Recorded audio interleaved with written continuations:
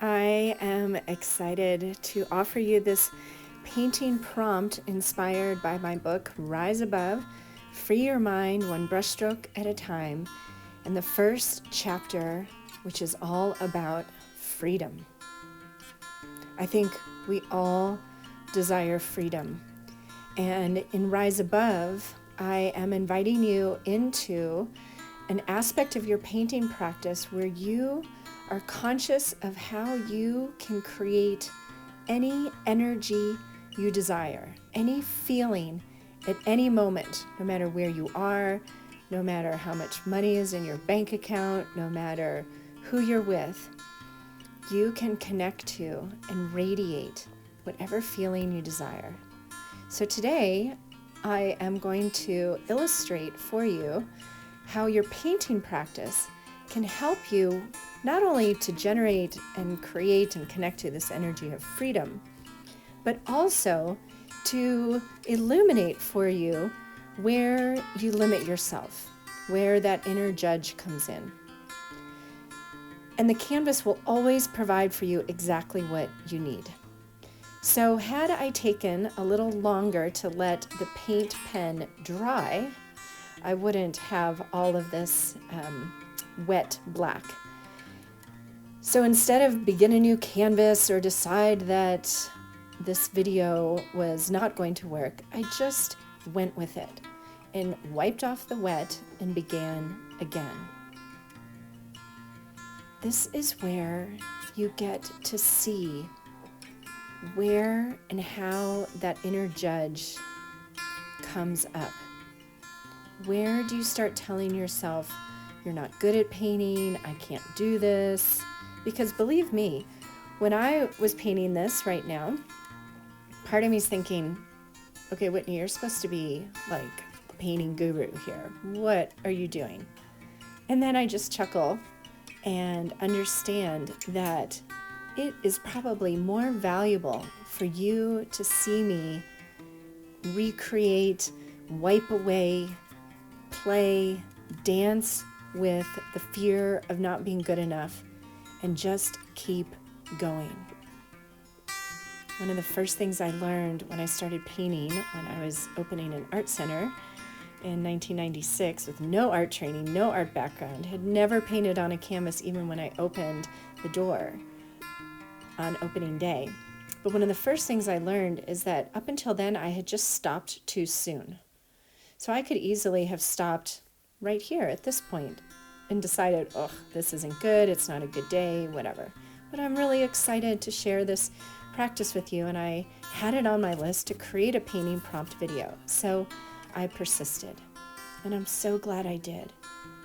So I want you to really watch this all the way to the end and feel into this painting. This painting prompt is not about how to paint this. This is to inspire you, to prompt you to create an opportunity for you to experience your own conversation with the energy of freedom at the canvas. I begin all of my paintings with this free-form, unattached, surrender type of layering. I add lots of colors. I scrape into the thick paint. I paint words of affirmation, words, I am statements. I play with stencils. I'm playing with acrylic ink here. I play with water and drips. I just detach from the need or desire to produce something good. I want to allow my painting practice to contrast my adult life. I want this to be a place where I am free to do whatever I want. I'm free to make mistakes. I'm free to not be perfect. And you know what? It doesn't matter.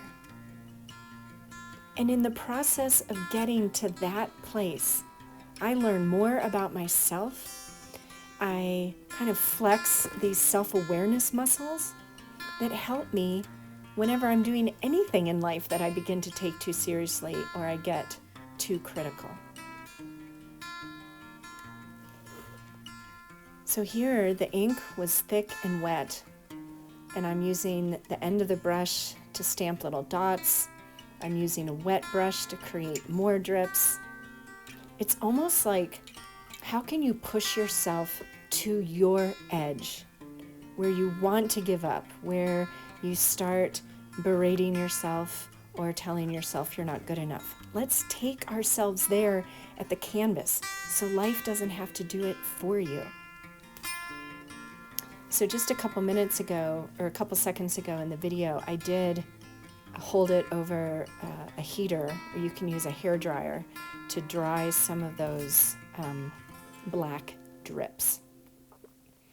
And now I am just continuing to play with the color. My intention isn't really to paint anything, although to my surprise, I do end up painting something. So be sure and watch the entire video so you can really witness the end and feel with me the sense of perhaps confusion, maybe frustration at times.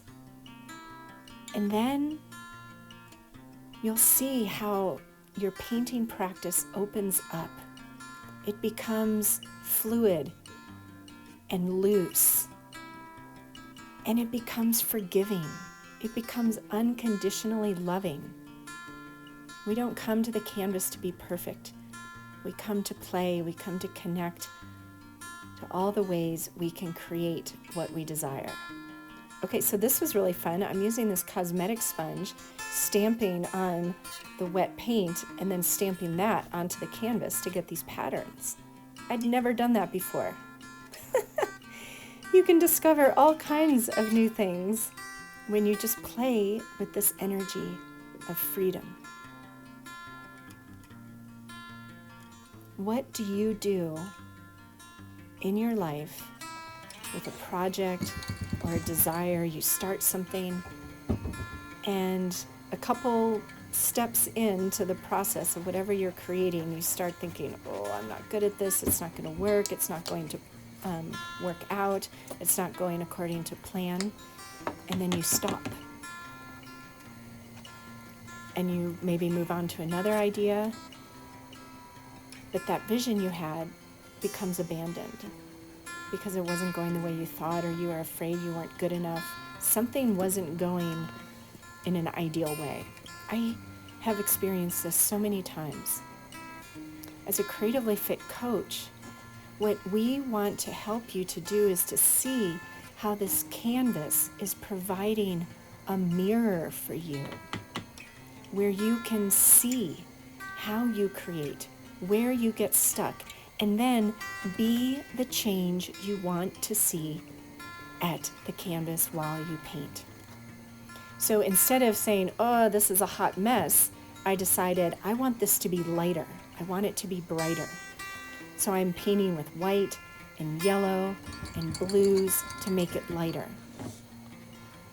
And here's a very powerful truth. If I focused on everything that I didn't like about the canvas and stayed there, I probably would have abandoned it. But instead, I asked myself, what do I want? I want it to be lighter.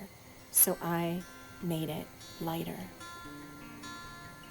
It may sound like a simple action or a simple mindset shift, but how often do we allow ourselves to muse on and think about all the reasons why something isn't working, rather than just asking ourselves, what do I want?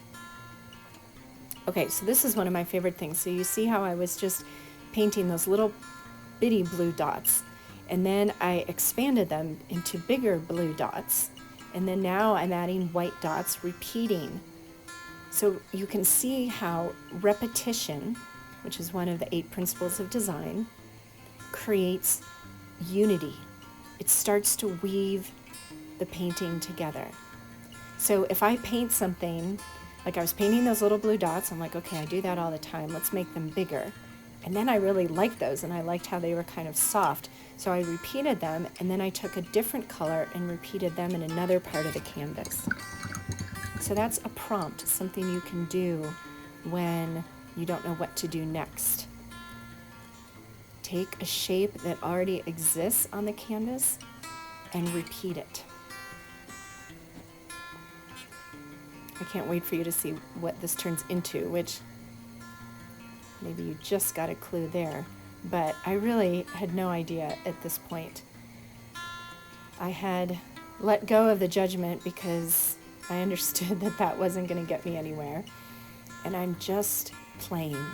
I'm focusing on feeling free. I'm free to do whatever I want. I'm free to make a mistake. I'm free to repeat shapes. I'm free to try something different. I'm free to paint an actual thing onto this canvas, even though that was not my intention. In my book, Rise Above, in this freedom chapter, I talk about and ask you, what do you want to be free to do? Where do you feel stuck or trapped? And can you go to the canvas simply to play? So again, these painting prompts aren't meant to be how-tos. That's in the how-to playlist section. These videos are meant to inspire you, to feel how I am simply playing with the colors, playing with shapes, layering. Ooh, it got dark, I don't like it, wipe it away. I'm free to wipe it away. I'm free to paint over things. I'm free to make mistakes, to try something and then be like, yeah, and paint over it. This is also a lovely way to kind of stretch into your newness. Like, what do you normally do? And when you make yourself keep going instead of stopping, you take yourself into new forms of expression, no matter what you're doing. I stayed with this slightly limited palette. I'm using white, a cerulean blue, a magenta, a fluorescent pink, and a cadmium yellow light, and then of course the black ink. I'm also painting over like maybe some of the darker areas that I decided were distracting.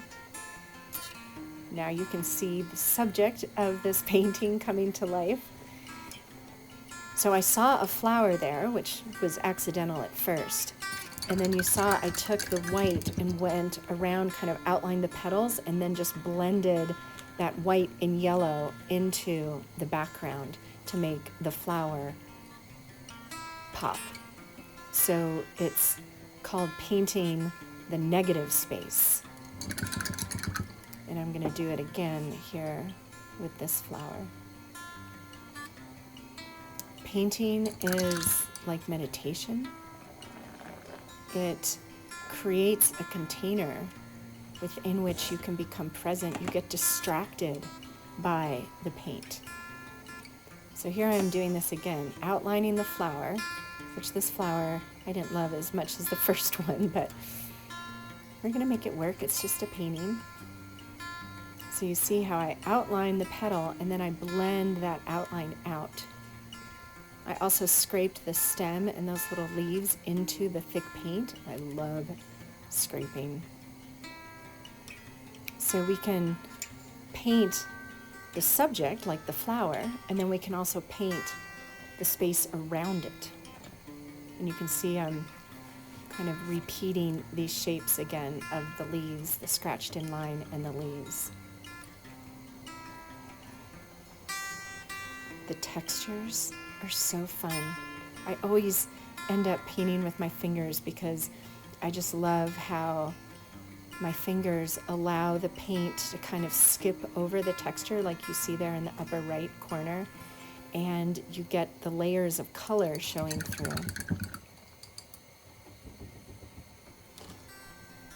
It's beginning to feel like something that I am enjoying, right? Like I'm happy about these little flowers.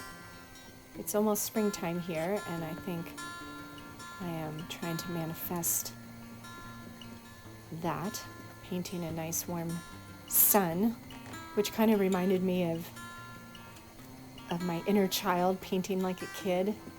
If we could all just paint like we did when we were kids without any fear, without any judgment, we would all be so much happier. So you can practice that. This is how a painting practice is different from learning how to paint. When you have a sacred and personal painting practice, it becomes part of what sustains you. It's part of your self-care. It's where you go to fill yourself up. It can be 10 minutes at the canvas, 5 minutes at the canvas with just one color of paint. It can be a glorious hour or two on your own. You might have to put a headset in so you don't hear your kids' TV or something, but treat yourself to this creative time. Again, I brought out the black and wrote free, and I didn't like it. So I took the thick brush with some water and wiped it away, but then I liked how that little bit of watery black brings out the black from the background. I am doing this series of painting prompts inspired by my book, Rise Above, and I will paint over this painting in the next painting prompt. So we're going to learn detachment. It doesn't have to be a finished piece that hangs on the wall. This can just be your painting time. Creatively Fit coaches are worldwide, and we want to help you to develop your own personal painting practice. You can meet many of the coaches on this YouTube channel. There will always be new coaches and new videos being added by this tremendous tribe of heart-led creatives. We want to inspire your painting practice. Many of these coaches have online programs that you can join. I have many online programs. You can learn all about them at whitneyfreya.com, or you can simply enjoy this YouTube channel. This painting kind of reminds me of the symbol, the sacred symbol of the lotus flower. No muck, no lotus, as they say, right? This feels so bright and blooming to me, and think back to that beginning layer when I painted over the paint pen a little too quickly and I just got mud. Don't stop when you're in the mud. Keep going, keep creating, one brushstroke at a time. You can create any change you desire. Thank you for joining me. I will see you soon.